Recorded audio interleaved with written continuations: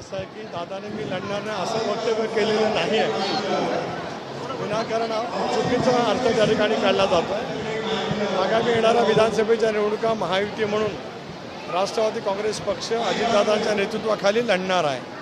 स्वाभाविकपणाने त्यांच्या नेतृत्वाखाली ज्यावेळेला या निवडणुकीत आम्ही समोर जाऊ त्याला अधिकतर यश पक्षाला कसं मिळेल याचा आमच्या सर्वांचा प्रयत्न त्या ठिकाणी आहे. ज्यावेळेला सेनापतीच्या नेतृत्वाखाली आपण निवडणूक लढत असतो त्याला तर स्वाभाविकच त्या निवडणुकीच्या रिंगणात असतात. याच्यात काय कोणाच्या मनामध्ये दुमत असं काय कारण आहे. आता काय कॉन्टेक्स्टमध्ये दादांनी ते भावना व्यक्त केल्यात. आत्ताच मी त्यांच्या कार्यक्रमामध्ये सहभागी झालो. दिवसभरामध्ये चर्चा करीन. विरोधक म्हणे दादा घाबरले वगैरे वगैरे काय तर विरोधकांकडे फार लक्ष देण्याची आज अवस्था शिल्लक राहिली असं मला वाटत नाही. याचं कारण लाडकी बहिणी योजना गावागावात घराघरात पोचल्याच्या नंतर जे एक वातावरण समज महाराष्ट्रामध्ये तयार झालं. 8 तारखेपासून आम्ही उत्तर महाराष्ट्राच्या दौऱ्यावरती असताना जनसन्मान यात्रेच्या निमित्ताने ही ऐतिहासिक स्वरूपाची जनसन्मान यात्रा आहे. त्याला अभूतपूर्व असा प्रतिसाद महिला भगिनींच्याकडून मिळतो आहे. त्याच्यामुळे अवसान गळालेले विरोधी पक्षाचे नेते वेगवेगळ्या पैकी टीकाटिप्पणी त्या ठिकाणी करू शकतील. आम्ही अतिशय ताकदीने सक्षमपणाने दादांच्या नेतृत्वाखाली या निवडणुकीला सामोरं जाऊ आणि अतिशय चांगल्यापैकी यश निश्चितपणाने मिळू. रोहित पवार फिरून फिरून जर कर्जतवर येतात म्हणते दादा माझ्या विरोधात उतरवलं जाणार आहे. दादांच्या नावाने सर्वे सुरू झाले. काही अकाली प्रौढत्व आलेल्यांच्याबद्दल काय मत व्यक्त करावं असं मला काय स्वतःला वाटत नाही.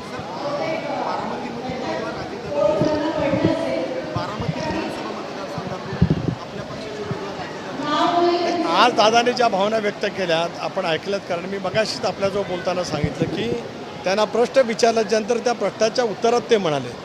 त्यांनी स्वतःहून मुलाखतीमध्ये असं म्हटलेलं नाही. आपण असं त्यांना प्रश्न विचारलात की जय पवारांची मागणी होते त्याच्या अनुषंगाने त्यांनी ते उत्तर दिलेलं आहे. राष्ट्रवादी काँग्रेस पक्षाचा अध्यक्ष म्हणून पार्लमेंट बोर्डाचा प्रमुख म्हणून आम्हाला निश्चितच वाटतं आहे की दादांच्या नेतृत्वाखाली ज्यावेळेला आम्ही निवडणुकीला समोर जाऊ त्यावेळेला या निवडणुकीमध्ये ते उमेदवार असणारच आहे.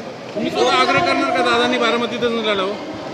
कारण आग्रह शेवटी करण्याची सेनापती आवश्यकता मैदानात आहे. असतील. आवश्यकता नाही. बारामतीकरांचं प्रचंड प्रेम आणि विश्वास ज्या पद्धतीने गेल्या 35 वर्षात बारामतीचा चेहरा मोहरा बदलण्यामध्ये अजितदादांचा सिंहाचा वाटा आहे.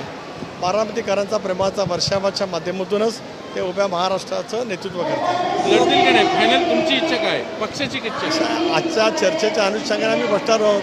आपण काय काळजी करू नका. दादा निवडणुकीला सामोरं जातील आणि अभूतपूर्व यश राष्ट्रवादी काँग्रेस पक्षाला आणि महायुतीला 100% मिळेल. बारामतीतच लढतील. लोकसभेला तुम्ही आग्रह होतात वैद्यने लढावं पक्षाची इच्छा होती. जय पवारने लढावं अशी पक्षाची इच्छा आहे का? आणि दादाच्या नावाने जामखेडमध्ये सर्वे सुरू झाले. कुठेही कोणाच्या नावाने सर्वे सुरू झालेले नाही. या तद्दन तशा पद्धतीच्या जाणीवपूर्वक अफवा आमचे हितशत्रू आम्हाला भरपूर असल्यामुळे त्यांच्यामार्फत ते पसरवण्याचा प्रयत्न करत आहेत. राष्ट्रवादी काँग्रेस पक्ष दादांच्या नेतृत्वाखाली निवडणुकीला सामोरं जाईल आणि दादाही निवडणुकीच्या मैदानामध्ये असतील. धन्यवाद.